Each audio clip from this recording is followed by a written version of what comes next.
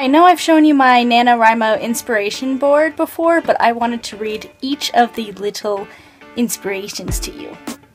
This is based off of Mandisa's song, Born for This. Long before your heart could run the race, you were born for this. You would love this song. Very inspiring. Day 2, why do you write? What compels you to write and makes the pursuit worth it despite all obstacles? Day 3, it took Tolkien over 12 years to write Lord of the Rings. Whether you write fast or slow, the story is worth it. Day 4, 100 people will tell the same story 100 ways. Remember, only you can tell this story. Don't quit.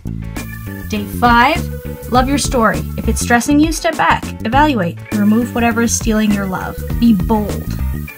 Day 6, if you don't use your gift, you sell not only yourself, but the whole world short. That was based off of a video I saw on YouTube. I think it's called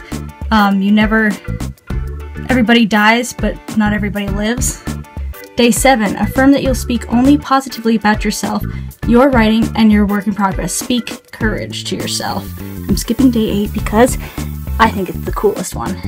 Day 9, every story is a collaboration. You write the words, but the reader writes the meaning for himself. Day 10, you gotta tell us your story, because what you've got is gold. That's based off of Owl City's Gold.